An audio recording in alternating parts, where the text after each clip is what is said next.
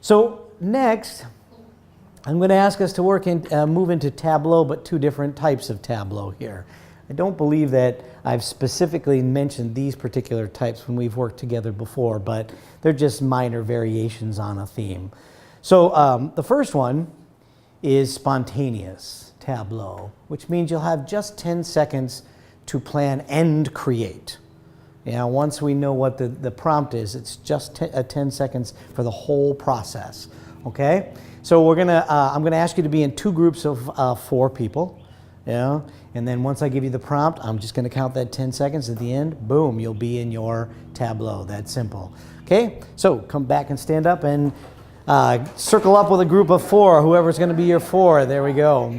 So 10 seconds only to create, as simple and quick as possible. What do you know of Duke Kahanamoku?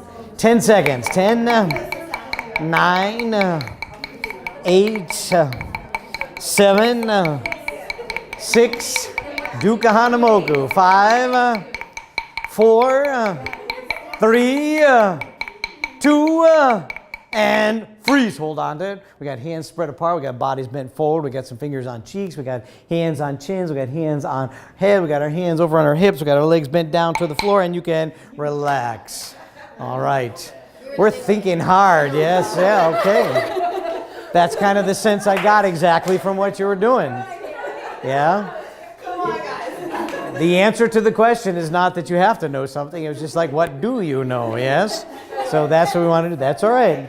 So we're going to have to give a little information. So let's do this, actually. I wouldn't have done this, but that's your Tableau gives us this thought here. You guys had a clear idea that you were working with. Let's take a look at this team for a moment and see what we can glean from what they've given us. Here we go. 3, 2, 1, and freeze. Hold on to it. Just look careful for a moment. See where your eye is drawn. Think about what part of their body they're focused on. Yeah, what that suggests to you about what's going on here. So we'll talk first about what we observe, and then we'll talk about what we imagine they might be trying to present to us about Duke. And you can relax. Thank you. Just descriptive. What was it that grabbed your eye first? Her outstretched arms. Megan's hand above. Her hands way up above, okay.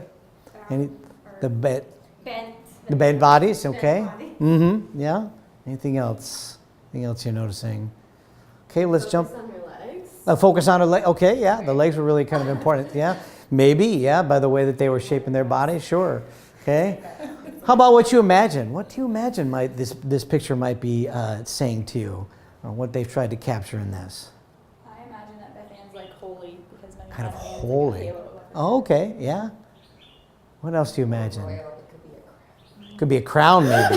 Maybe a crown that's kind of hanging over the head. Sure. I imagine that she feels like she's it and everyone else is scared of her. Oh, okay. So there's a kind of power relationship there in terms of that image. Great. What else? Her face didn't look like a bad person. Okay. So maybe it's her So what did her face did suggest to you? proud. Proud. Okay. So maybe pride in that as opposed to power. Yeah. All right. Fantastic.